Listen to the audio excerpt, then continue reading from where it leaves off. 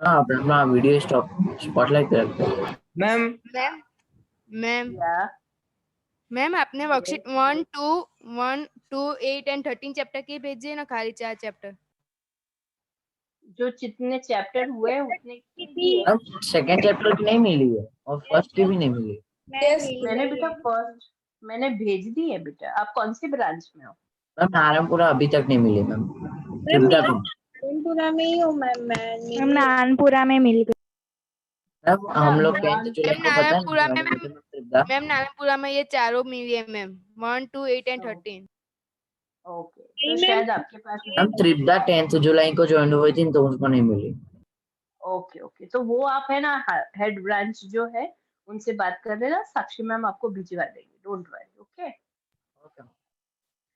Okay fine. So let's solve our question paper first. सबके पास paper है कि मैं आंसर शीट लेके आया मैम। एक सेकंड। आप क्वेश्चन पेपर शेयर कर सकते हो screen share. Sure sure sure.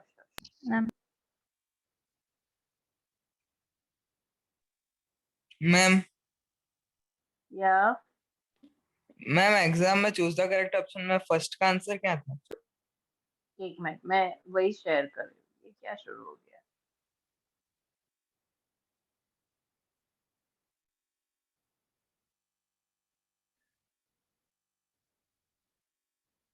Okay.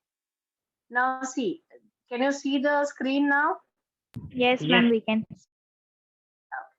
Now see, the first question is कि किंग प्रिंस हेनरी कहाँ के थे? पोर्टुगल के थे। तो क्रिस्टोफर कोलंबस कहाँ का था? स्पेन का था, हॉलैंड का था, इटली का था या डेनमार्क का था? Spain. Italy. Italy. Italy. The right answer बच्चा। स्पेन कहाँ से आ गया? Italy is the right answer। ठीक है। अब नेक्स्ट क्वेश्चन है, who discovered the Cape of Good Hope? Bartholomew Dias. Bartholomew Dias. Ma'am वो 7th में दिया है आंसर। हाँ राइट। मैं तो ऐसा था ही, स्पेन का था कि इटली का मैम। फिर through which states of India the standard meridian does not pass? Tamil Nadu. Tamil Nadu D. Tamil Nadu से कहाँ से होगा? तमिलनाडु तो एकदम मध्य प्रदेश। मध्य प्रदेश। बहुत सारों ने मध्य प्रदेश लिखा है। Madhya Pradesh is a completely yours wrong answer. Does not pass. एक बार मैप खोल के देखो, मध्य प्रदेश के बीच में से ही ट्रॉपिक ऑफ कैंसर जाता है। तमिलनाडु आएगा ना?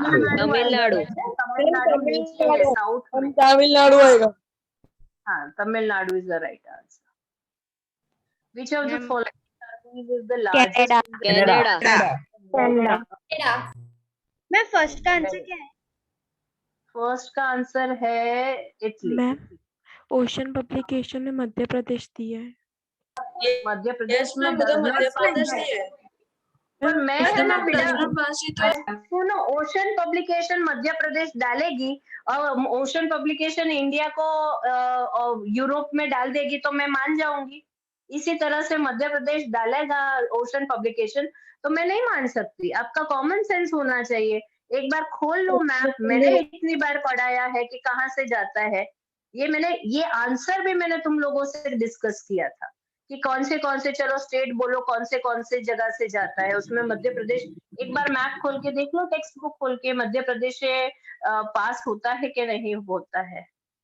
मैंने पूछा है does not pass. Through which state of India the standard meridian does not पास, यानी नहीं पास होता। मैं टेस्ट पेपर आप ग्रुप में भेजोगी ना बाद में? मैम ओशन पब्लिकेशन में डज नॉट पास लिखा था। तो अब उसमें मेरी तो गलती नहीं है ना बेटा।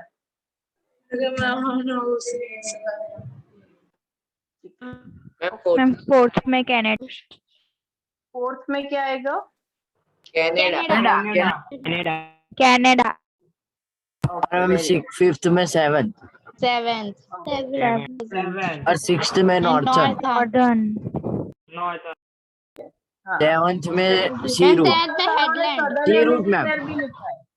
कैसे आया पता नहीं। मैम 7th में हेडलैंड।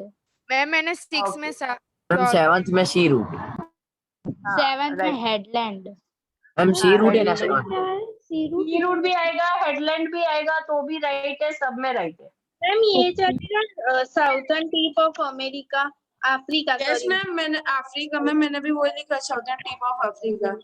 मैम यस मैम मैंने भी साउथर्न। मैम 8 में कल चलेगा चलेगा। मैम मैंने भी southern hemisphere. Ma'am southern tip of Africa चलेगा, साउदर्न टिप ऑफ किसमें मैम 8 में किसमें Bartholomew Dias discovered Cape of Good Hope की बात कर रहे हो, उसमें बात कर रहे हो? यस ओ मैम मैम 7 नंबर में। हाँ वही। ओके हाँ चलेगा। वास्को ड गामा रीच्ड कौन से पोर्ट को? सूरत, कैलिकट, सूरत कालीकट। कैलिकट। मैम दोनों लिखा है वो ब्रैकेट में, चलेगा? कैलिकट आएगा, सूरत कैसे आया? मैम सूरत तो यूरोपियंस पहुंचे थे। हाँ मैम 6 7 में क्या आएगा मैम? 6th में आएगा नॉर्दर्न हेमिस्फीयर। बार्थोलोमेव डियाज में ऐसे तो हेडलैंड आएगा, उसके सिवाय अगर आपने आइलैंड भी लिखा है, northern tip of southern tip of Africa भी लिखा है तो मार्क्स। सी रूट सी रूट नेम्ड नहीं आएगा, सी रूट लिखा होगा तो रॉन्ग आएगा। में क्या आएगा? किसमें? 9th और 10th में। वो मैं वहां पे पहुंच रही हूँ। वास्को डी गामा रीच इसमें आएगा कैलिकट पोर्ट। कैलिकट। हाँ, Christopher Columbus was a native of Italy. True true आएगा। England Queen Victoria gave permission to do false ma'am, false. False to East India Company in 1600 AD. Ma'am true आएगा। Ma'am question उसमें तो सारे ma'am worksheet में दिए हुए हैं वो तो उसका। हाँ, और ये सुनो आप क्या कैसे फॉल्स आएगा मुझे ये बताओ। इंग्लैंड क्वीन मैम वो क्वीन विक्टोरिया नहीं थी, वो queen Elizabeth. Yes ma'am queen Elizabeth 2 थी। एलिजाबेथ 2 मैम क्वीन का नेम गलत दिया मैम है। एलिजाबेथ 2 थी ना? हाँ एलिजाबेथ मैम नहीं, 9th में एलिजाबेथ क्या आएगा? एक मिनट कहाँ पे गए? हाँ 9th में आएगा Christopher Columbus was a native of Italy, तो ट्रू आएगा ना? Yes ma'am, true. 10th में। और 10th में फॉल्स। 10th में फॉल्स आएगा। ओके इसके बाद आया मैम ये सब क्वेश्चन से तो दिए हुए हैं वर्कशीट में। ये क्वेश्चन आंसर तो सारे मोस्ट प्रोबेबली मैंने वर्कशीट और टेक्स्ट बुक Yes, के ही ma'am. पूछे। हाँ मैम तो समझाने की कोई जरूरत नहीं। मैम 18 में मैंने मैम बेटर ऑफ प्लेसी का लिख लिया था, फिर मैंने व्हाइटनर करके बक्सर का लिखा मैम। ओके मैम पर बक्सर का मैम 18 में प्लेसी ही है, बक्सर नहीं है। Yes ma'am. देखो सुनो एक बात, बैटल ऑफ प्लेसी इसमें भी यही आएगा और 1757 11th क्वेश्चन में भी वही आएगा, लेकिन 18th में पूरा डिटेल में लिखना है। ये सेकंड 2 मार्क्स यस मैम, ऐसा ही लिखा। Yes, उसको आपको सिर्फ 3 या 4 पॉइंट में लिखना, इतना ही फर्क है। क्वेश्चन ट्विस्टेड है लेकिन सेम है। Yes yes ma'am. Okay so now it is clear to you all. Ma'am अभी कौन सा चैप्टर करना है जो हमारा कंटिन्यू वही है ना? हाँ वही 9 chapter. Okay now screen share बंद हो गया? यस मैम हो गया। Yes ma'am. यस मैम हो गया। Okay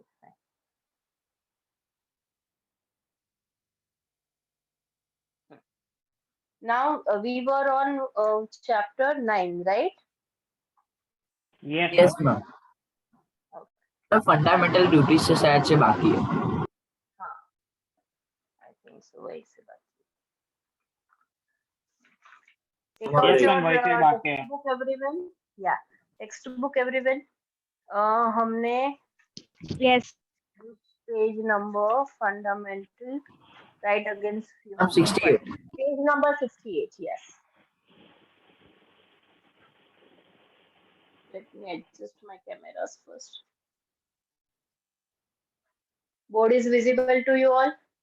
Yes, ma'am. Yes, invisible. Yes, ma'am.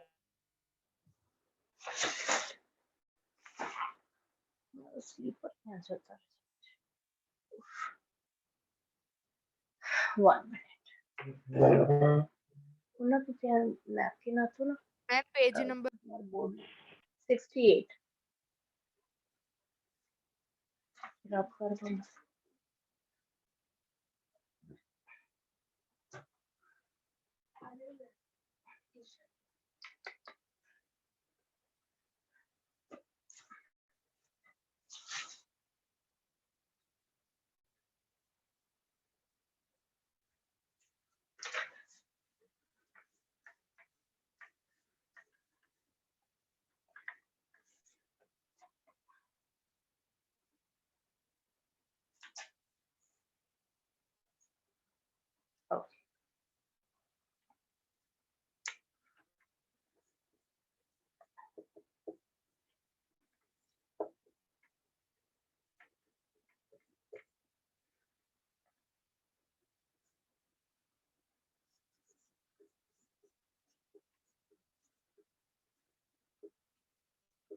ये फंडामेंटल ड्यूटीज हमने शुरू की थी कि नहीं की थी?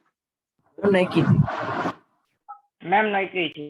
मैम नहीं। ओके नहीं की ma'am. Okay, so let's start fundamental duties.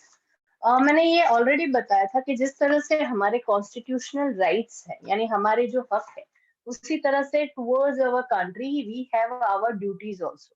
जैसे कि आप स्कूल में जाते हो तो स्कूल में आपकी बहुत सारी ड्यूटीज होती है, जैसे आपको डिसिप्लिन में रहना है, यूनिफॉर्म पहनना है, डेकोरम स्कूल का मेंटेन करना है। तो ये सब चीजें किस में आती है? This all are your duties. Why?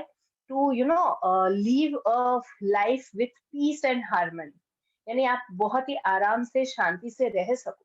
अगर आप अपनी ड्यूटीज फॉलो करोगे तो ये बहुत ही इजी हो जाएगा किसी के लिए। इसीलिए फंडामेंटल ड्यूटीज की गई, राइट, दी गई है कि जो हमारे हक भी दिए गए हैं, तो हमारे हक के साथ हमें बहुत सारी रिस्पॉन्सिबिलिटीज भी दी गई है, that is known as a duties, right.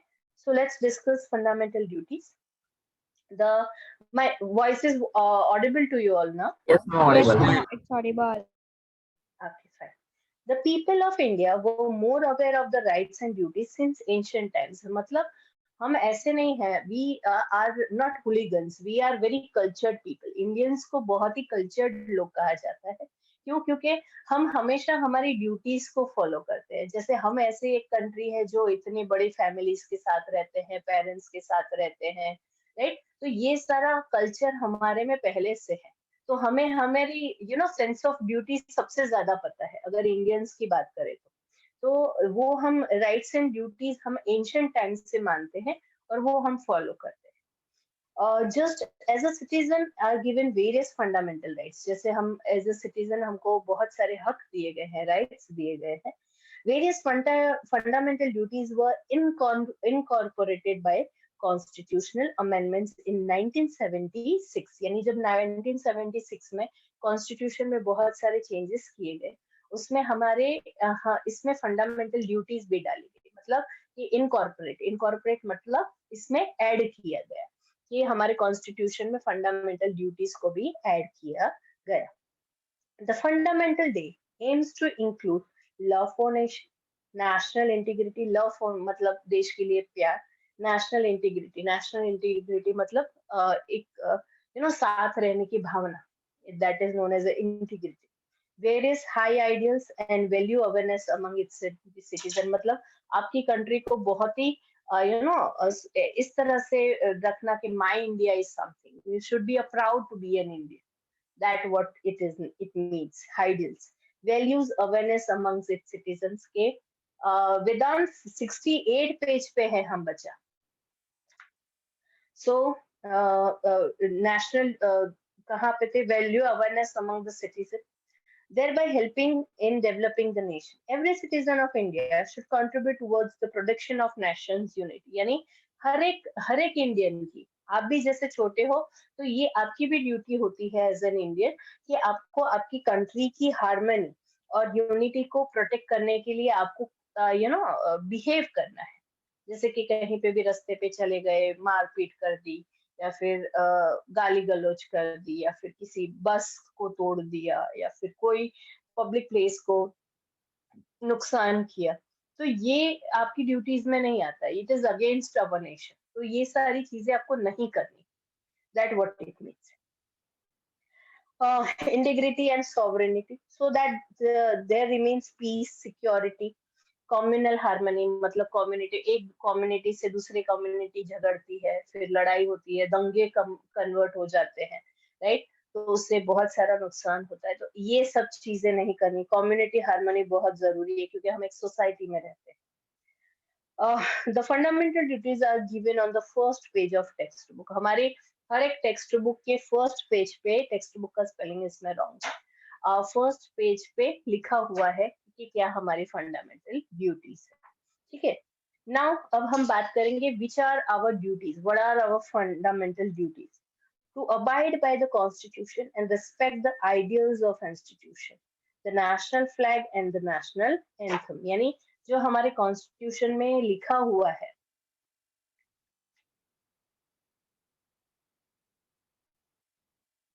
क्या क्या क्या क्या आपने क्या लिखा? मैम जो पेपर में लिखा है वो एकदम अलग है जो आपने दिखाया। मैम हाँ मैम मैं जब संडे को एसएसटी एग्जाम के दिन ज्वाइन हुई ना, तो मैम मेरे में हाँ अलग ही पेपर था। जो आपने अभी दिखाया ना, उससे अलग ही क्वेश्चन पेपर था। मैम वो है ना मैम गलती पहले से गड़बड़ हुई थी, बाद में मैम ने सही पेपर दिखाया था। हाँ बेटा, हाँ मैम 1 और 8 शायद आ गया था, उसके बाद 1 और 13 आया होगा। मैंने 1 और 13 भेजा था, लेकिन गलती से वो पहले का पेपर भी उसमें इंक्लूड हो गया था। फिर वो क्लियर हो गया था एक्चुअली। आपको Yes, कौन ma'am. सा यस पेपर मैम। था? Yes ma'am. हाँ वो मैम क्लियर हो 10 गया था, मिनट वो के बाद हो एक गया। हो गया था क्लियर। हाँ वो क्लियर हो गया था बच्चा। Okay ma'am. आपने पेपर दिया कौन सा है बेटा? मैम एक्चुअली मुझे वो पेपर का पता ही नहीं चला, तो मैम मैंने सबमिट ही नहीं किया वो पेपर। ओ ऐसा हुआ है। तो हाँ एक बार मैम। आप आपके ब्रांच हेड से बात करके पूछ लेना कि क्या करना है, ठीक है? मैम वो ओके शायद मैम। 9 CBSE में चली गई। ओके कोई बात नहीं, ठीक है। You just discuss with your centre head, वो सॉल्व कर देंगे, ठीक है? Okay ma'am. ओके। हाँ, कॉन्स्टिट्यूशन का हमें रिस्पेक्ट करना है, हमारे नेशनल फ्लैग नेशनल एंथम को रिस्पेक्ट करना है।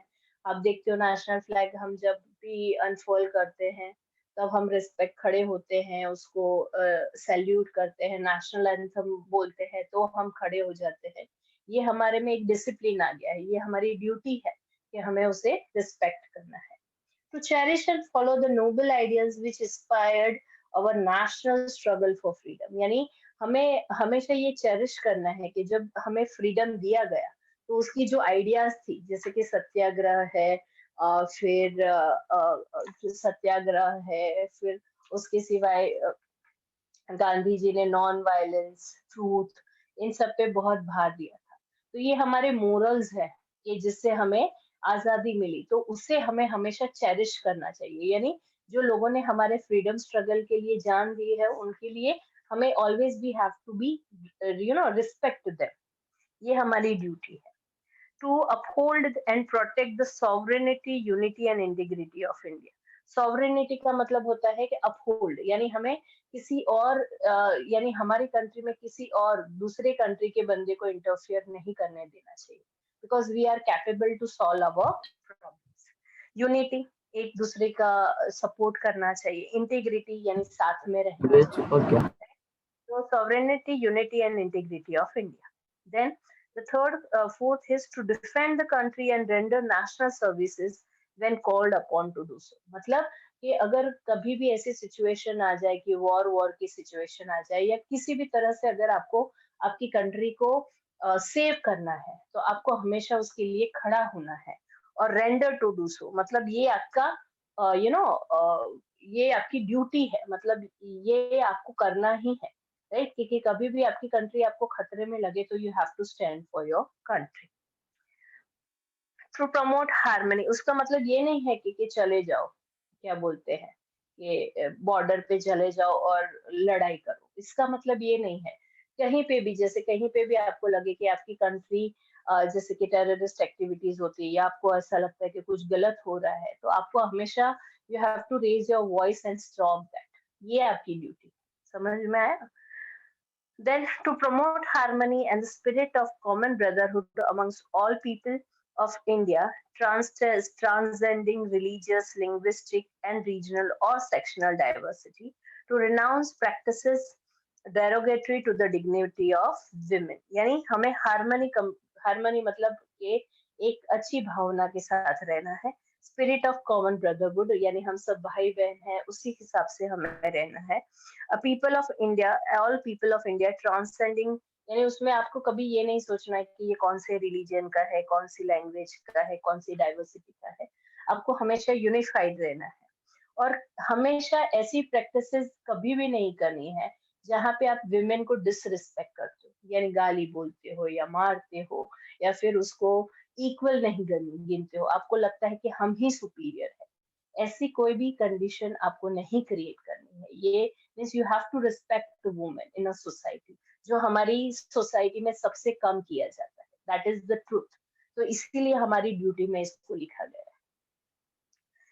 है। To value and preserve the rich heritage of our composite culture, यानी जैसे कि पहाड़ है, पर नदियां है, लेक्स हैं, फिर बहुत सारे कल्चरल हेरिटेज प्लेसेस हैं, महल है, बहुत सारी चीजें हैं, तो उसको आपको वैल्यू करना है और उसको आपको प्रिजर्व करना है, ना कि उसको नुकसान पहुंचाए।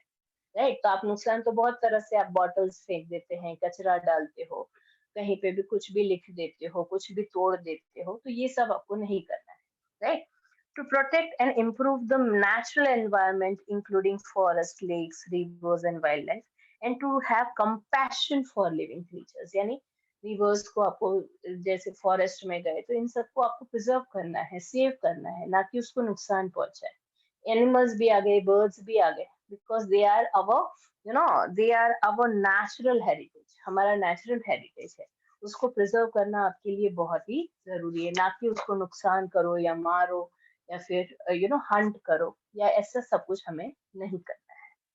To develop the scientific temper, humanism and spirit of inquiry and reforms, यानी साइंटिफिक टेम्पर मतलब हर एक चीज को प्रैक्टिकली देखना है, साइंटिफिकली देखना है कि हाँ ये सच है। आप बहुत सारी चीजें, अफवाहें आप सुनते रहते हो न्यूज में, कहीं पे भी, तो आपको साइंटिफिकली सोचना है कि हाँ ये सही है कि नहीं है, फिर आपको स्टैंड लेना है, नहीं कि सब जा रहे हैं तो उसी तरफ चले जाओ।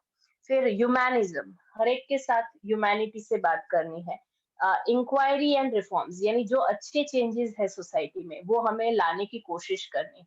पुराने जो खराब चेंजेस है, जो हमारी सोसाइटी को डेरोगेट करते हैं, उसको खत्म करना है और अच्छे चेंजेस लाने हैं, ये हमारी ड्यूटी है।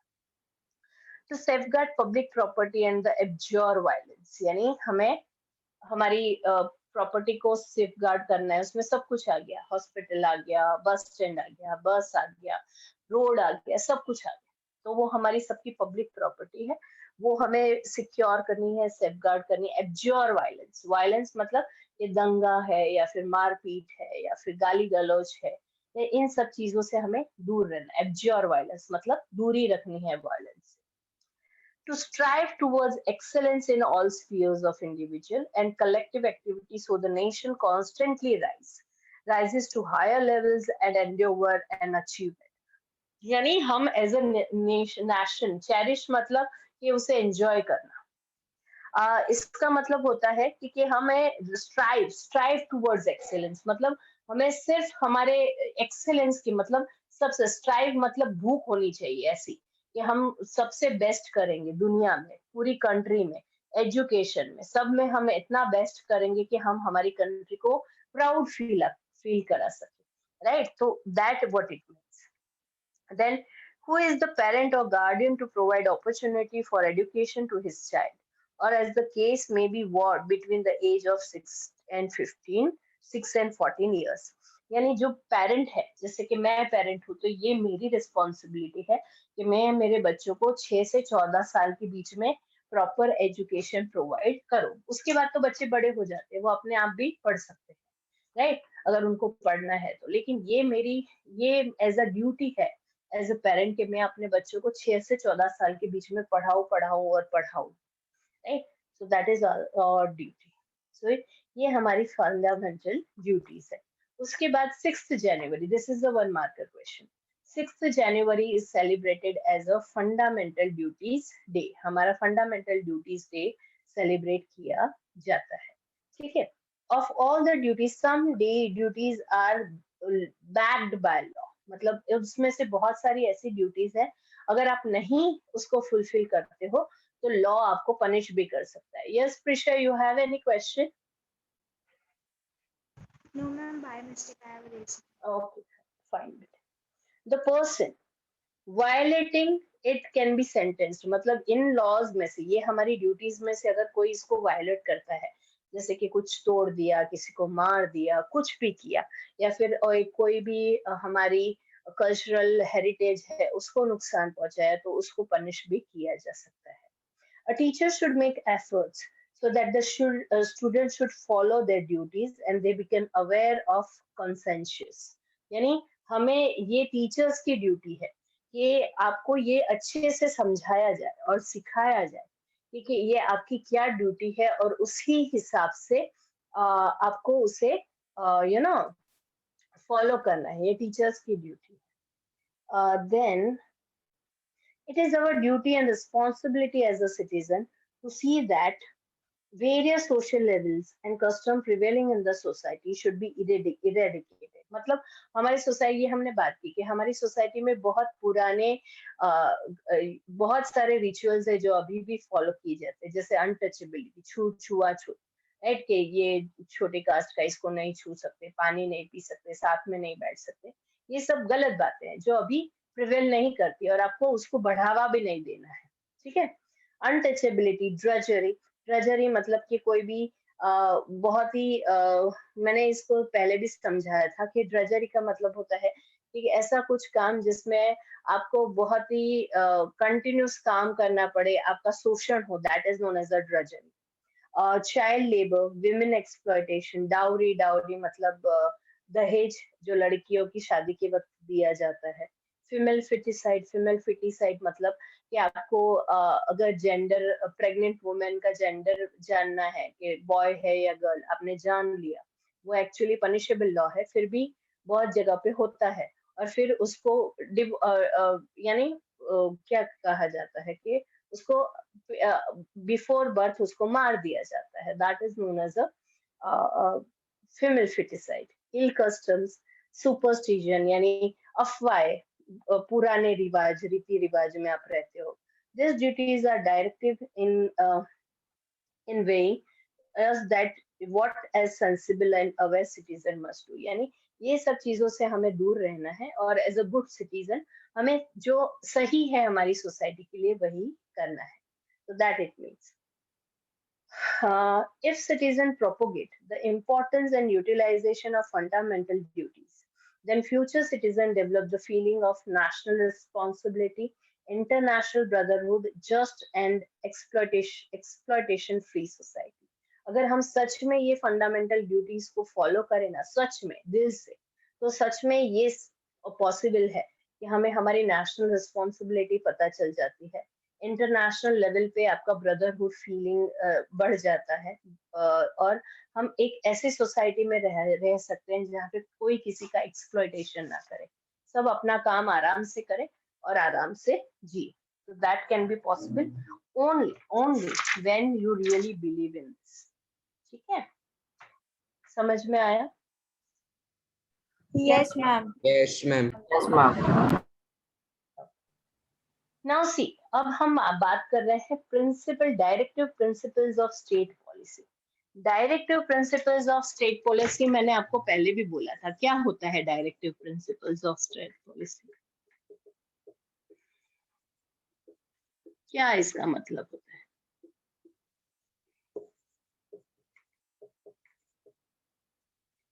सी, मैंने आपको ये पहले बोला था कि डायरेक्टिव का मतलब क्या होता है, डायरेक्शंस, यानी आप किसी को रास्ता बताते हो, राइट। तो हमारे कॉन्स्टिट्यूशन में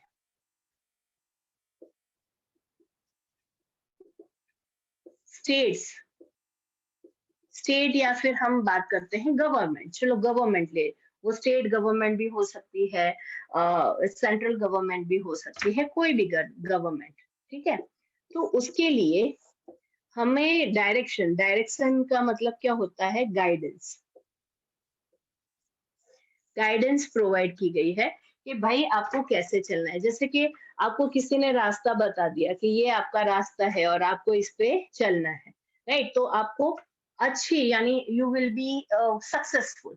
तो कॉन्स्टिट्यूशन में भी हमारे जब कॉन्स्टिट्यूशन लिखा गया तो उस वक्त इस ये directive principles of state policy डाली गई कि वो हर हिसाब से डाली गई, सोशली, इकोनॉमिकली और पॉलिटिकली, यानी आपको क्या करना चाहिए आपकी कंट्री के लिए। यानी ये रूल नहीं है, रेगुलेशन नहीं है, एक्ट नहीं है, लॉ नहीं है, बस आपको सलाह दी जाती है। सलाह का मतलब पता है ना, कि आपको एक गाइडेंस दी जाती है कि बच्चा ऐसे करो, बच्चा ऐसे करो, हाँ, एडवाइस दी जाती है कि आप ऐसे करोगे तो आपकी कंट्री के लिए अच्छा होगा, आपके स्टेट के लिए अच्छा होगा। जैसे मम्मी पापा आपको एडवाइस दे सकते हैं, आप बड़े हो गए हो तो आप इतने कैपेबल हो कि सही है या गलत क्या है आप जानते हो, लेकिन मम्मी पापा आपको एडवाइस देते हैं तो आपको ये समझना जरूरी है कि अगर आप वो फॉलो करते हो तो शायद आपके लिए बहुत अच्छा होगा, राइट? पापा मम्मी बोलते रहते पढ़ो, ये करो, गेम्स आज कम खेलो, ये क्यों कर रहे हो? पर अभी आपको ये लगेगा कि क्यों मेरा जान खा रहे हैं, लेकिन बाद में आपको लगेगा जब आप बड़े हो जाओगे तब आपको लगेगा कि यार थोड़ा पढ़ लिया होता, यार थोड़ा ऐसा कर लिया होता तो अच्छा रहता, देन यू विल अंडरस्टैंड। तो यही है directive principles of state policy, यानी ये Yes. आपको गाइडेंस दी जाती है कि आपको क्या करना है। समझ में आया आपको ये directive principles of state policy क्या है? Yes, ma'am. Okay. Directive principles of state policy have been incorporated in chapter 4 of the constitution, यानी हमारा अगर चैप्टर 4 करें तो उसमें कॉन्स्टिट्यूशन के बारे में बहुत सारी चीजें लिखी गई है। The objective of directive principle of state policy is to guide the present and future। मतलब कि डायरेक्टिव प्रिंसिपल का काम ही यही है कि कॉन्स्टिट्यूशन में जो चीजें लिखी गई है तो उससे जो गवर्नमेंट अभी है वो अपने प्रेजेंट को भी संवार सके और फ्यूचर भी बेटर कर सके, उसकी गाइडेंस उसमें दी गई। हाँ, central and state governments in the policy making in various policy related field, यानी जब भी वो लोग कोई भी पॉलिसीज बनाते हैं या फिर एक्ट बनाते हैं या लॉ बनाते हैं, तो अगर वो डायरेक्टिव प्रिंसिपल्स फॉलो करते हैं तो वो उनको बहुत ज्यादा हेल्प करती है ये directive principles. These principles are directive. Directive मतलब directions. The state is not bound to fulfill them. मतलब ये जरूरी नहीं है, मैंने बोला ये एक्ट या लॉ नहीं है कि कंपलसरी गवर्नमेंट, सेंट्रल गवर्नमेंट या स्टेट गवर्नमेंट को फॉलो ही करना है, ऐसा नहीं। The main object fulfill them, but it is moral responsibility of the state to keep this principle in the center for framing any policy। मतलब कि जब भी वो कोई भी लॉ बनाए या पॉलिसी बनाए तो ये स्टेट या सेंट्रल गवर्नमेंट की रिस्पॉन्सिबिलिटी है कि ये सब चीजें ध्यान में रखे, ये डायरेक्टिव प्रिंसिपल्स को दिमाग में रख के कोई भी चीज बनाए। The main objective of this principles is to see that any political, social या economic justice should be available to all. मतलब इसकी यही मतलब है, ये इसकी यही जरूरत है कि इकोनॉमिकली, पॉलिटिकली और सोशली हमको सोशल जस्टिस मिले, यानी किसी भी इंडियन के साथ कोई गलत ना हो, सब इक्वल रहे, इसीलिए डायरेक्टिव प्रिंसिपल्स फॉलो करने चाहिए। Such a social structure should be established for the fulfillment of the objectives and aims of the state. The principle serves as a guidelines, यानी कि ये अगर हम लॉज बनाते वक्त ये सब चीजें ध्यान रखें तो वो सबसे बेस्ट गाइडलाइंस यानी लॉज हम बना सकते हैं। हाँ, there is no provision in the constitution to implement this principles of law, यानी कहीं पे भी कॉन्स्टिट्यूशन में लिखा नहीं गया है कि ये गवर्नमेंट को फॉलो ही करना पड़ेगा, ऐसा कहीं पे भी नहीं लिखा है। These fundamental principles do not provide any legal support or legal right, और इसके ये कोई कॉन्स्टिट्यूशन लॉ या एक्ट नहीं है कि इसके नाम पे आप कोई केस जीत सको, क्योंकि भाई इसमें तो डायरेक्टिव प्रिंसिपल में लिखा है हमारी कंट्री और हमारा स्टेट तो हमारे साथ ऐसा नहीं करता है तो मुझे लड़ना है उसके लिए, ऐसा पॉसिबल नहीं है। Then also the framing and administering the laws of the states, these are fundamentals। लेकिन जब बाबा साहेब आम्बेडकर थे उन्होंने ये कहा था, मुझे भी ये बहुत सही लगता है, to rule the regime these principles are the foundations। अगर आपको कोई भी यानी देश चलाना है या स्टेट चलाना है तो उसके लिए ये चीजें फाउंडेशन है, अगर आप इन सब चीजों का ध्यान रखोगे ना तो आपको सबसे ज्यादा फायदा होगा। It means an attempt to establish political democracy in our constitution. Political democracy is incomplete without social and economical democracy। Politics में तो डेमोक्रेसी है, लेकिन हम अगर डायरेक्टिव प्रिंसिपल्स फॉलो करें तो सोसाइटी में भी डेमोक्रेसी आ सकती है, मतलब सब अपनी आवाज उठा सकते हैं। इकोनॉमिकली डेमोक्रेसी आ सकती है, मतलब सबके पास एक जितना पैसा हो सकता है अगर हम इन सब चीजों को फॉलो करें तो, यानी स्टेट गवर्नमेंट अगर फॉलो करे। The Indian Constitution has included directive principle of state policy in 4 section, यानी 4 सेक्शन में उसको डिवाइड कर दिया गया है, राइट? कि अगर मैं सोसाइटी के लिए कुछ करता हूँ तो इसमें से ये यानी गवर्नमेंट है वो सोसाइटी के लिए कुछ करने वाली है, तो ये सब पढ़ के ध्यान रखेगी। अगर पॉलिटिक्स के करने वाली है तो ये सब ध्यान रखेगी। इकोनॉमिकली करने वाली है, इकोनॉमिक्स मतलब पैसों के कारण करने वाली है, तो ये सब ध्यान रखेगी in that way. The kind of country that we can want to create, the kind of society we want to construct, the reason reflected in the directive policies. वो डायरेक्टिव पॉलिसीज में सब लिखा हुआ है कि अगर आप ये फॉलो करोगे तो आप कैसा कंट्री बना सकते हो। The directive principles are actually directions given by the constitutions of union and state government to adopt such policies that would be establish an unbiased society in our country. ये इसीलिए उसे दिया गया है। The primary aim मतलब कि simple aim क्या है इसका of the principle is to establish a social system based on social, economic and political justice. यानी सब लोगों को एक जैसा what we say equal opportunity मिले society में भी, economically भी और politically. These principles are about to implement of the objectives and ideals presented in the preamble. Preamble में ये सब कुछ लिखा गया है. These principles do not serve legal rights or legal backing or legal utilization. फिर से यही बात हो रही है कि ये इसके कारण आप कोई केस नहीं लड़ सकते क्योंकि ये कोई एक्ट या लॉ नहीं है, राइट? ये सिर्फ गाइडलाइंस है. For proper administration of the state, these principles are channelized. मगर आपको आपकी कंट्री या स्टेट को ठीक से चलाना है तो आप अगर इसको फॉलो करोगे तो आप कर सकते हो. These principles incorporate such rights as are required for the overall development of mankind. यानी पूरी mankind की डेवलपमेंट हो सकती है अगर आप ये फॉलो कर सकते हो तो. सबसे पहले हम बात करेंगे directive principles of economic policy. हमारा रीडिंग कहाँ से बाकी है ये मुझे जरा बताओगे? Ma'am right against exploitation. और रे बाप रे, चलो ये 15 मिनट में यही करते हैं, नहीं तो आगे का याद रहेगा, पीछे का भूल जाओगे.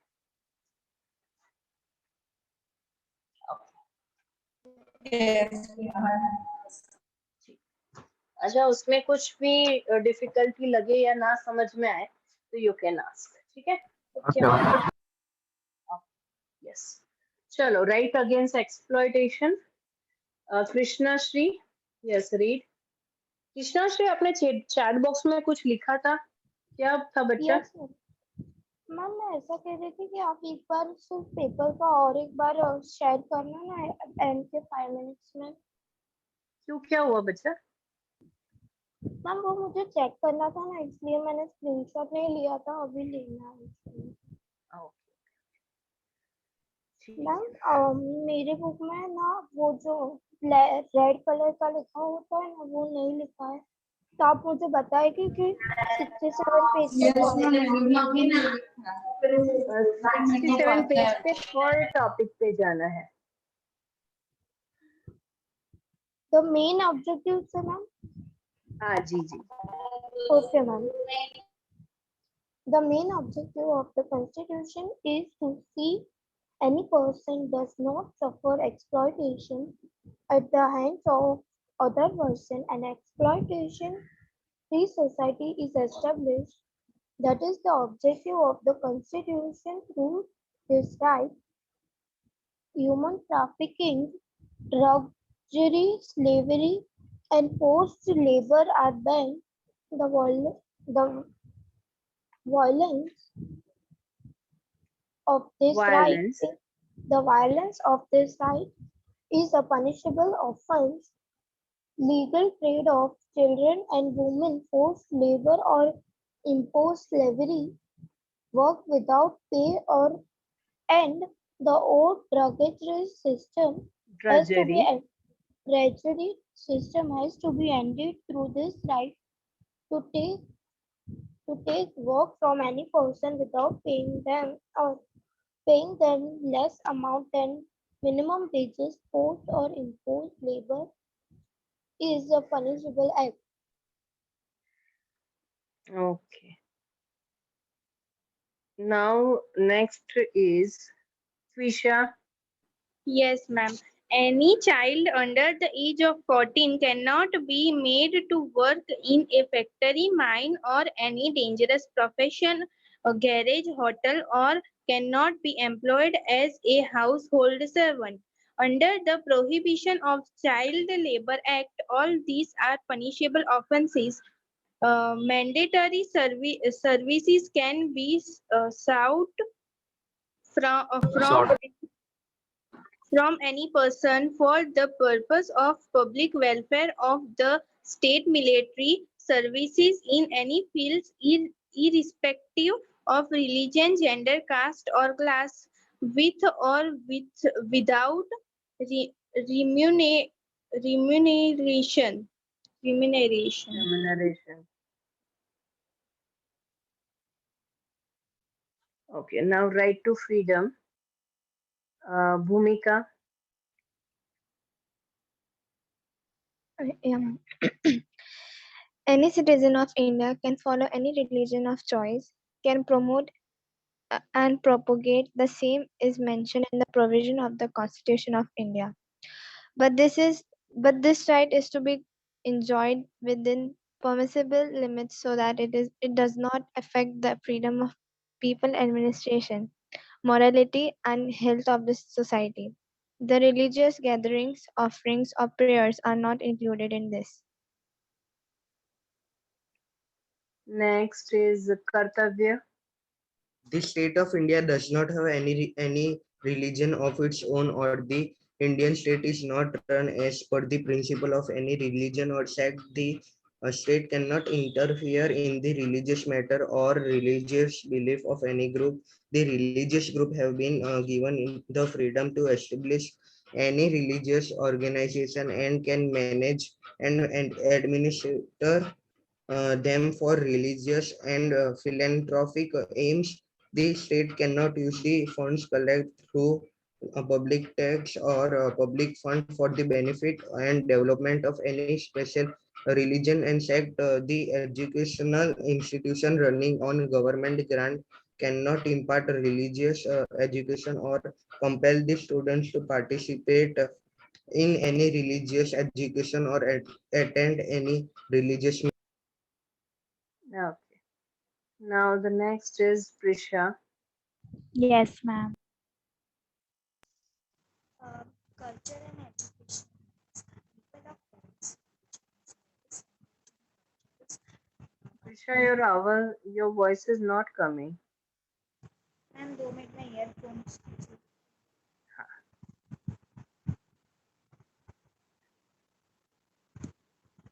मैम अब आई आवाज नहीं बेटा, कम ही आ रही है. मैम अब आई हाँ ठीक है, चलो बोलो. culture and educational rights. People of various religions, various languages and cultures live in India. The people of India have a right to preserve their language, script, culture, identity and ethnicity. Any educational institution which rely on the government grant cannot deny admission on the grounds of religion, caste, creed, language or any other reason. Ma'am ethnicity का Yeah. Meaning ethnicity का मतलब होता है कि आप किसी भी हमारा जो पुराना एंशंट हमारी जो बिलीफ है, हमारा कल्चर है, राइट, उसको मेंटेन करना, उसे एथनिसिटी कहा जाता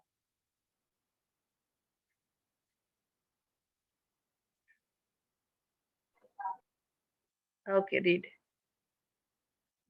Now next is Devanshi. नहीं, Bhumika. Bhumika, you have read?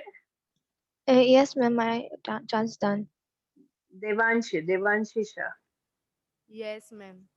If any individual appears to vote on the grounds of ma'am बहुत स्लो आ रहा है आवाज. Devanshi, kindly, read loudly. Yes, ma'am. Abaya. हाँ ठीक है. Yes, ma'am. If any individual appears to vote on the grounds of religion, caste, or language, then it is considered as a malpractice. As per Act 123, any of state can frame a law and provide the right to its citizen to form and manage any of the educational institute based on cultural or linguistic minority, the state shall not discriminate in giving educational grants or educational scholarship from the state fund to any of the linguistic of religions Minorities. minority institutes if the state desire to take over or confiscate the property Confiscate. of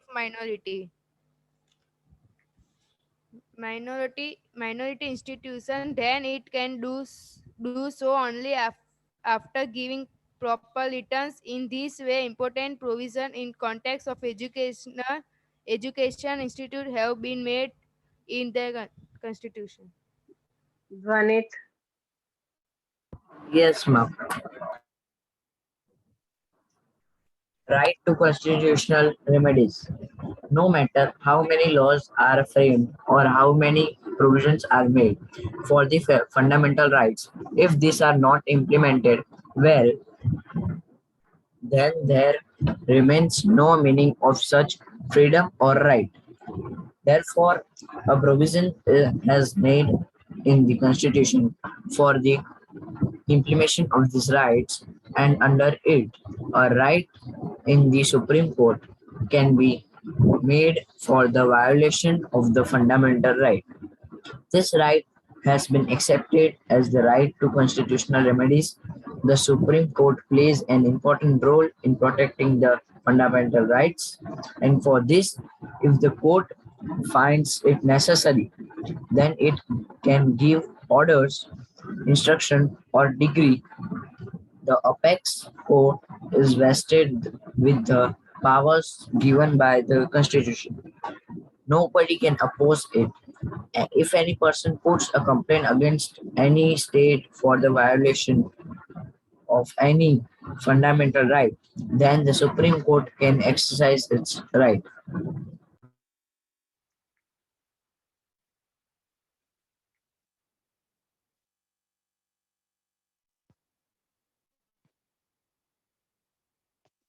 Now, who is next? Twisha, read again. Nobody else want to read? These students only?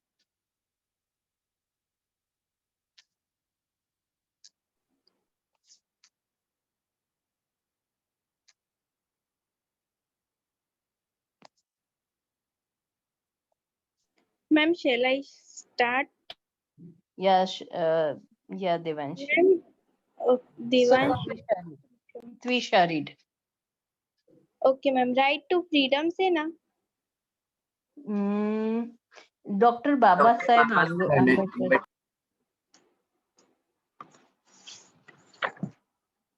68 page पे है second paragraph doctor Baba Saheb Ambedkar वो है ना हवा की वजह से page उड़ गया था ना इसलिए Yes, ma'am. Dr. Baba Sahib Ambedkar has considered this right as soul of the Constitution. The Parliament can hand over the powers of giving such an order to any of the court if the state legislative assembly frames any law which violates the fundamental rights or not in congruence of it, then the Supreme Court can stop the state.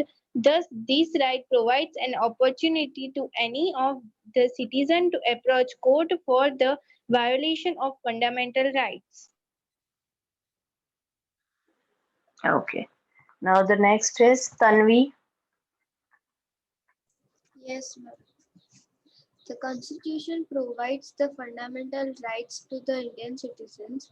These rights are given against the government, center and state.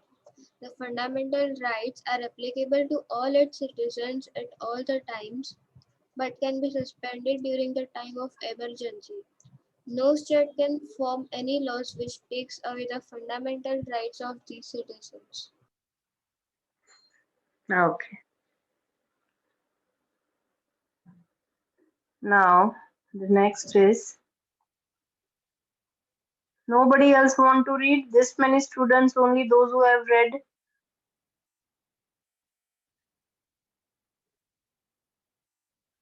Krisha, Are you there, Krisha? Krisha आप वहां पे हो? इसीलिए हम बोलते हैं कि आप लोग ऑन रखो कैमरा। आप होते हो या नहीं होते हो पता ही नहीं होता है। Ma'am yes Krisha.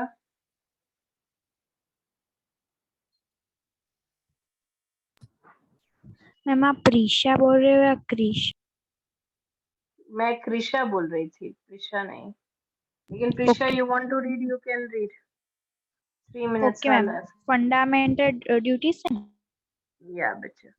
The people of India were more aware of their rights and duties since ancient time. Just as the citizens are given various fundamental rights, various fundamental duties were incorporated by Constitution Amendment in 1976. The fundamental duty aims to inculcate love for nation, national integrity, various high ideals, and value awareness among its citizens, thereby helping in development the nations. Every citizen of India should contribute towards the protection of nation's unity, integrity, and sovereignty so that there remains peace, security, communal harmony, and accord. The fundamental duties are given on the first page of the text.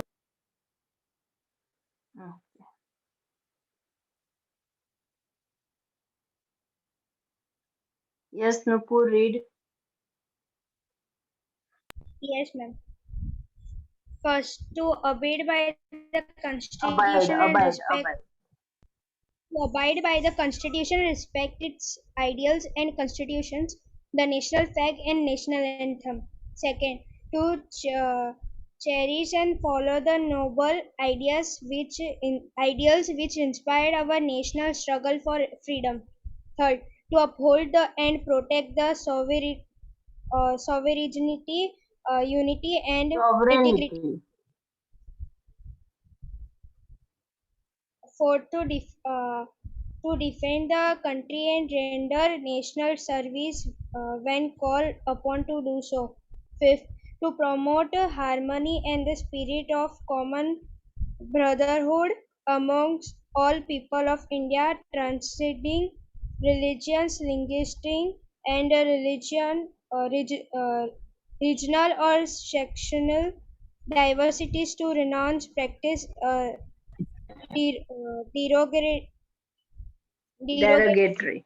derogatory to the dignity of women. Six, to value and preserve the rich heritage of our composite culture. Seven, to protect and improve the natural environment, including forest, lake, rivers, and wildlife, and to have compassion for living creatures.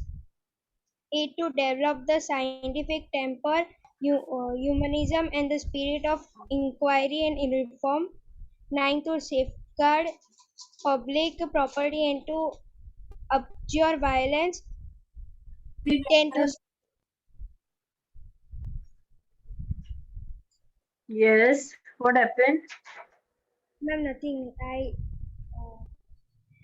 10, to strive towards excellence in all spheres of individual and collective activities so that the nation constantly rises to higher levels of endeavor and achievement.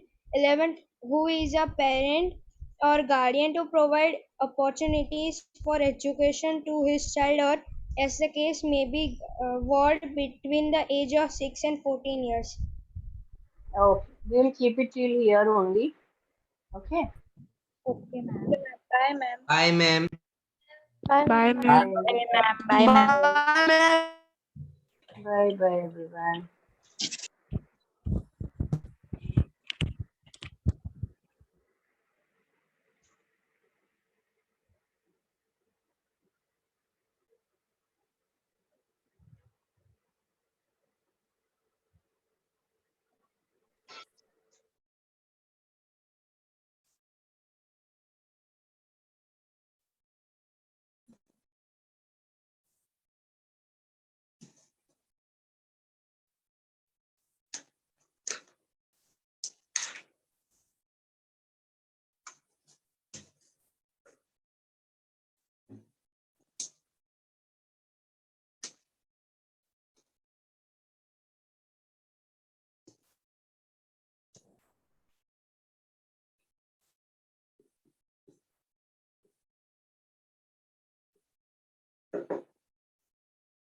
muscle tissues.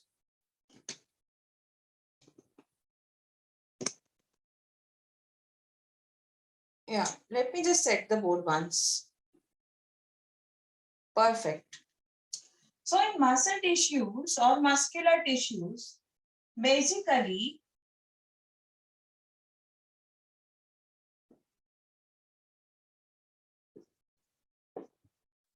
they are elongated. Okay, लंबे होते हैं, elongated होते हैं, and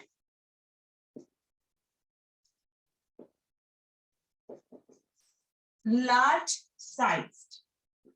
So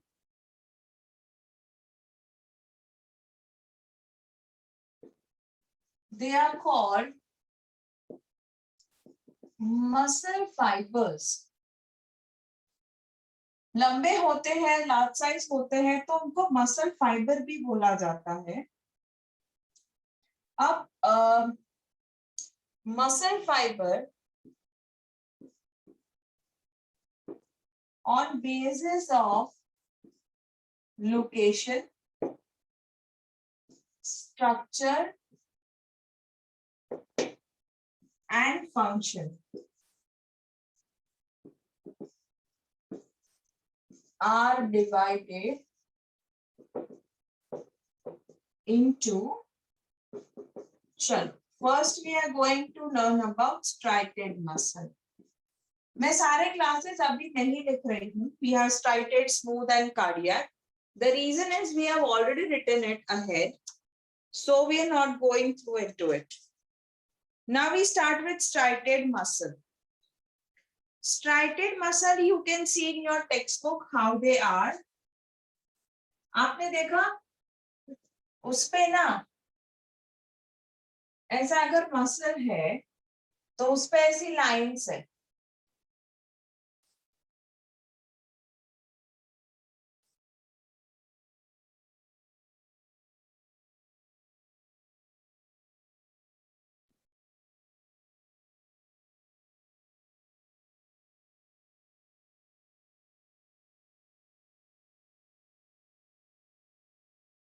अच्छा, apart from that,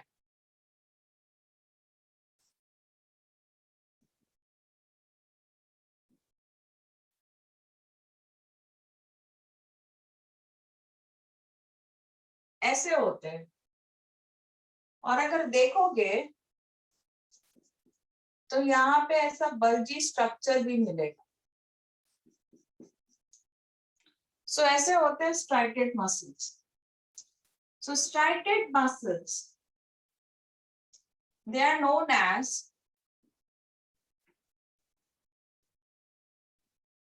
stripped. Stripped क्यों? क्योंकि इनमें strip है इसलिए. मैम मीन्स इन ये सेल्स के बीच में स्पेस होती है. हाँ, इसलिए मीन्स जैसे जो ब्लैक स्ट्रक्चर में. हाँ, इसे हम वॉलेंट्री मसल भी कहते हैं.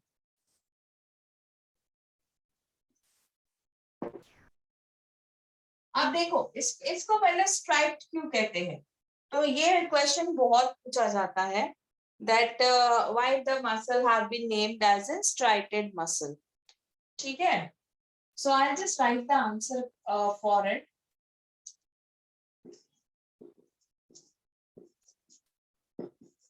Since the entire muscle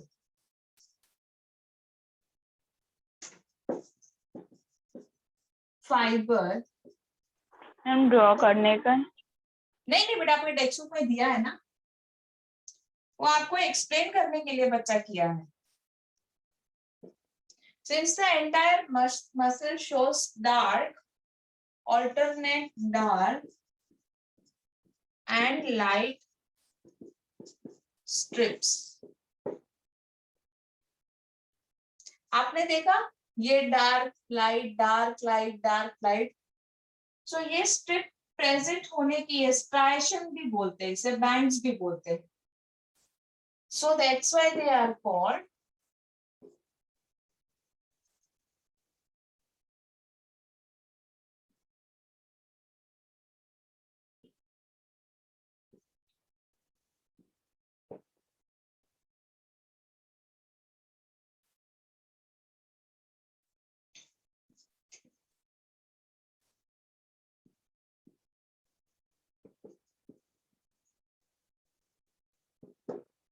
they are multinucleated. इसका मतलब क्या, ये जो मैंने ड्रॉ किया ना इस पे, ये न्यूक्लियाई है। तो कितनी सारी न्यूक्लियाई है, मल्टी मतलब एक से ज्यादा होना। ये जो है this is striated part.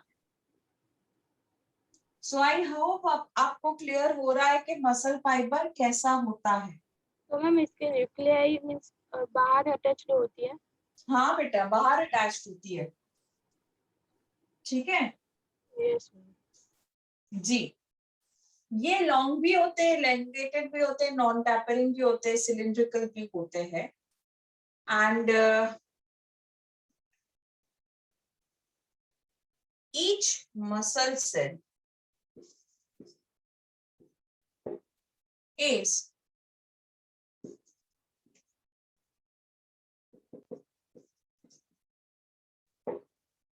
enclosed in a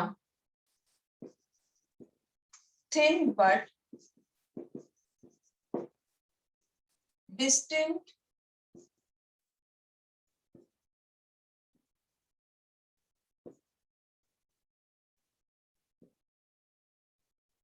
plasma membrane called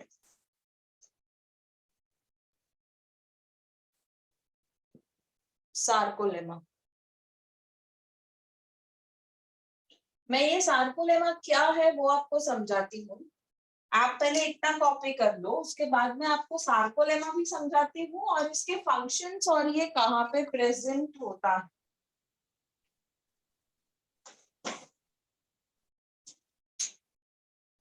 Ma'am, हाँ बेटा, ma'am, can you explain again the strip muscle?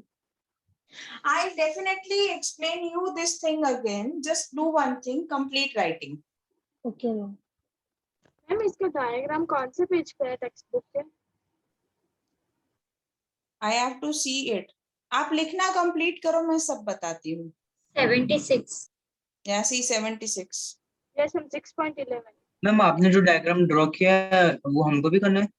नहीं कर रहे हैं बेटा, you don't have to draw it at all. आपको सिर्फ लिखना है। Done, ma'am. Yeah, I am giving you time of a minute. Right, done ma'am मत बोलना, मैं रब करने के लिए पूछूंगी आपको, ठीक है बेटा? Okay, ma'am.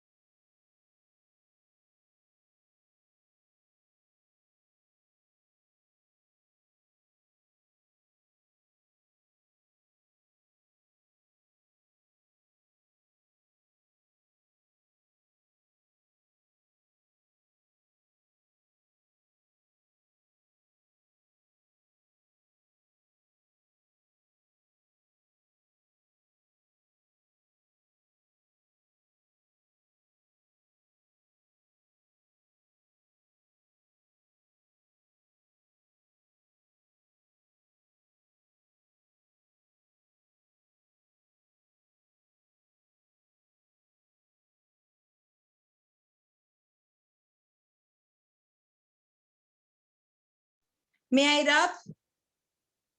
No ma'am. Yes, ma'am. Yes. Okay, okay, one Ma'am, minute. just Hey, 1 minute, 1 minute. Can I rub till this end? Yes, ma'am. yes, ma'am. हाँ बस आप नीचे का लिखो बेटा.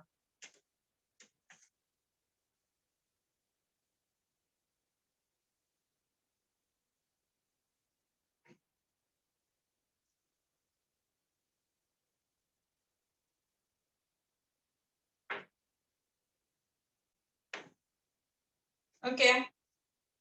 So, yes, you told me to explain it again. See, just focus on the diagram which is given on your page number 76 and see that particular striated muscle. When you talk about striate, the word striate means कि जो light और dark patch उस पे जो strips है ना, उसे हम striated strips कहते हैं बेटा. इतना समझ आया क्या आपको? Yes, ma'am. Cool. Okay. इसके अलावा मैं आपको एक चीज और बता दूं, यही हम striated muscle को जैसे skeletal muscle, strap muscle, voluntary muscle ऐसा भी कहते हैं. अब हम इनको voluntary muscle क्यों कहते हैं? voluntary मतलब जो हमारे हिसाब से चल सके. ये ना एक्चुअली मैं occurrence समझाती हूँ उसमें आ जाता, लेकिन फिर भी मैं समझा देती हूँ. बेटा ये मसल ना प्रेजेंट होता है हमारे बाइसेप में, ट्राइसेप में, हमारे फेस में, नेक में, हमारी टंग में, हमारे ईसोफेगस में. सो बेसिकली ये हमारे हिसाब से चलता है. ठीक है, जैसे मैं आपको बोलूं कि मूव योर नेक, तो आप अपने बॉडी को समझाओगे ना that I have to see over at this end, है ना बेटा? Yes. Yes, ma'am. तो उसमें क्या होगा बच्चा कि here they are moving voluntarily, मतलब अपने हिसाब से वो मूव कर रहे हैं. ऐसा नहीं है कि उनको कोई मूव करवा रहा है. मतलब जैसे आप बोलोगे वैसे वो करेंगे, तो उसे हम वॉलेंट्री मसल कहते हैं. जैसे आपने बोला आप एक्सरसाइज कर रहे हो, you want to raise your hand, so your hand will get raised. If you want to walk, your leg will start walking. All these are voluntary muscles. So this striated muscle, they are voluntary muscle. Now it is clear? Yes. Okay. You saw the structure beta. उसपे 2-3 nucleus मैंने draw किए थे side पे. Do you agree to that? Yes, ma'am. Yes, ma'am. So that is why I wrote that it is multinucleated beta. And the last point is sarcolemma. मैंने ये बोला कि मैं आपको sarcolemma बाद में समझाती हूँ. तो sarcolemma क्या होता है ये मैं आपको बता दूं. बेसिकली ना कोई भी टिश्यू होता है ना, तो एक ट्रांसपेरेंट उसपे क्या बोलते हैं स्किन होती है, और उस ट्रांसपेरेंट स्किन को हम बोलते हैं सार्कोलेमा. तो ये जो आप अगर हाथ में ले लिया आपने striated टिश्यूज, तो फिर आप अपनी जैसे स्किन पीलिंग नहीं करते हो, स्किन पील करते हो, स्किन उखड़ जाती है हाथ वगैरह में से, तो वैसे ही एक स्किन लेयर होता है इस पे जिसे हम कहते हैं sarcolemma. And that is basically very thin and it has distinct plasma membrane. ठीक है, अब प्लाज्मा मेम्ब्रेन तो क्या है वो आप 5th चैप्टर में पढ़ चुके हो ना. Yes. तो yes, so that is what is sarcolemma beta. Now is it understood striated muscle का nature? Yes, ma'am. Okay. Yes, ma'am. Okay, चलो अभी इसका occurrence लिखते हैं. हालांकि मैंने बता ही दिया है, लेकिन फिर भी let's write it.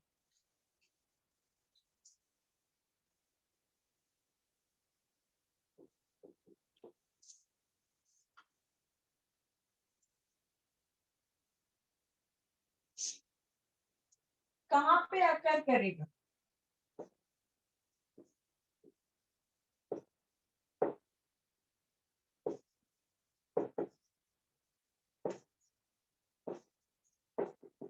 बेटा यहाँ पे मैंने जब लिम्स लिखा है ना, उसका मतलब क्या होता है?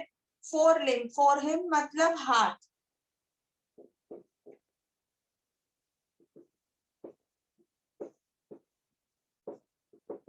और हाइंड लिम्ब मतलब पैर. Understood? Yes, ma'am.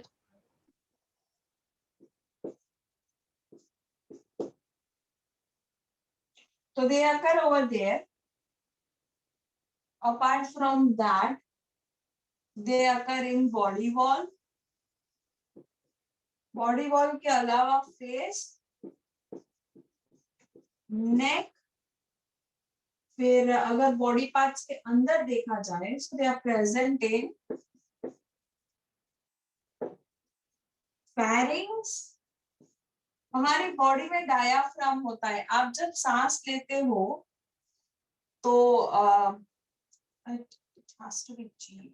Ma'am, it's blow like a balloon. क्या बेटा? Ma'am, diaphragm blow like a balloon when we take in. Yeah, exactly. So that diaphragm na, it is made up of striated muscle beta. ठीक है? So and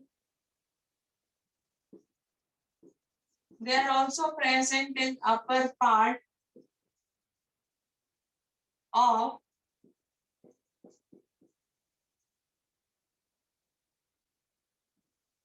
esophagus,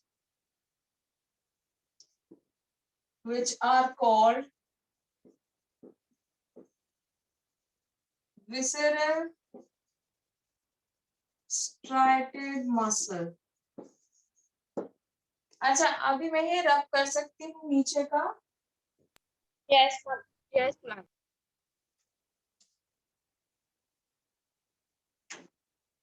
okay. अभी क्या कोई मुझे बता सकता है what does the word visceral mean?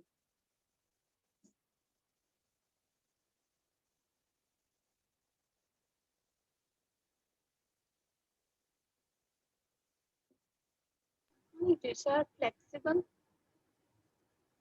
क्या? Ma'am, flexible. No. अब आप ईसोफेगस के बारे में बात कर रहे हो तो फ्लेक्सिबिलिटी कहाँ आएगी?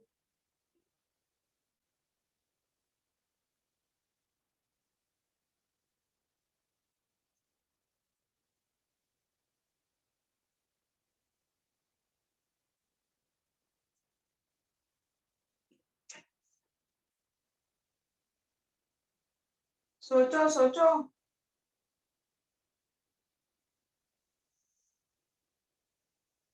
जो मसल आपकी इंटरनल ऑर्गन में प्रेजेंट है ना, जो टिश्यूज, उन्हें हम विसेरल कहते हैं बेटा. मैम पर फेस तो आउटर में आएगा, आउटर फेस सरफेस. नो बेटा, नो. देखो फेरिंग्स हमारे बॉडी के अंदर, डायाफ्राम बॉडी के अंदर. तो अब ये हम सबकी बात नहीं कर रहे बेटा. ये जो पोर्शन है ना, यहाँ से यहाँ तक का, इस पे अप्लाई होगा ये विसेरल स्ट्राइटेड मसल. ठीक है? Yes ma'am. Okay.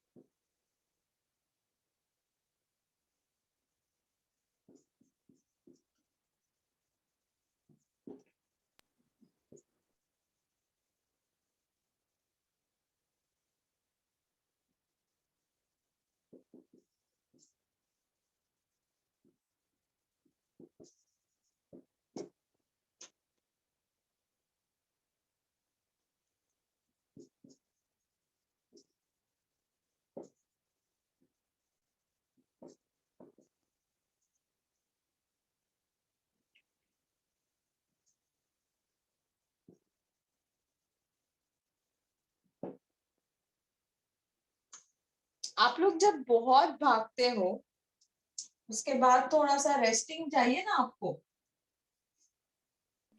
Yes ma'am. तो ऑब्वियसली भागोगे तो पैर के मसल्स चलेंगे, स्ट्राइटेड मसल प्रेजेंट है. सो चलोगे जब, तब दे विल अंडरगो कॉन्ट्रैक्शन. बहुत पावरफुल होते हैं हमारे पैर, बहुत फास्ट भाग सकते हैं. And these muscles they get tired once you are done with your activity and they would need the rest. समझ आ गया? Yes yes.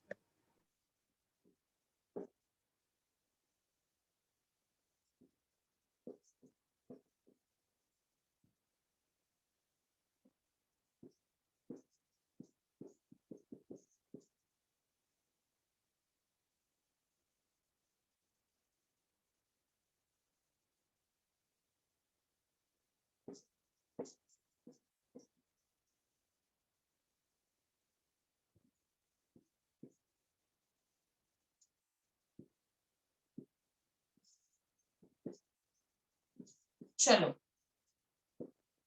आप इतना लिखना कंप्लीट करो and I explain you the last point that हम जो चलते हैं फिरते हैं तो ये स्ट्राइटेड मसल ही हमको चलने फिरने का एक जो फोर्स होता है, जैसे मैंने ये हाथ ऊंचा किया, right, so if I am doing this, एक फोर्स से ऊंचा हो रहा है मेरा हाथ ये, ठीक है, तो ये जो फोर्स प्रोवाइड करता है वो स्ट्राइटेड मसल करता है।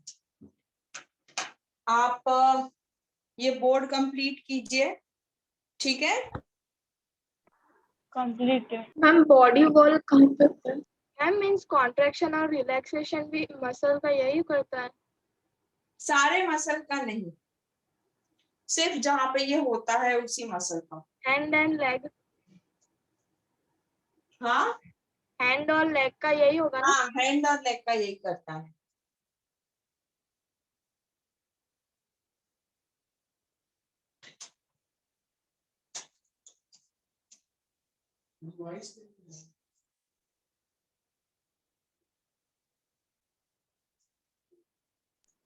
मैम बॉडी वॉल कहाँ पे होता है?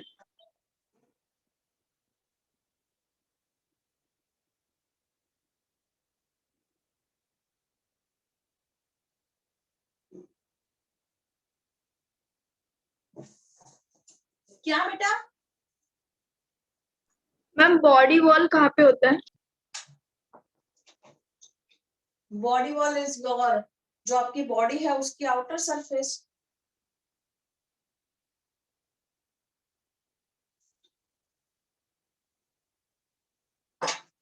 स्किन के कितने लेयर होते हैं?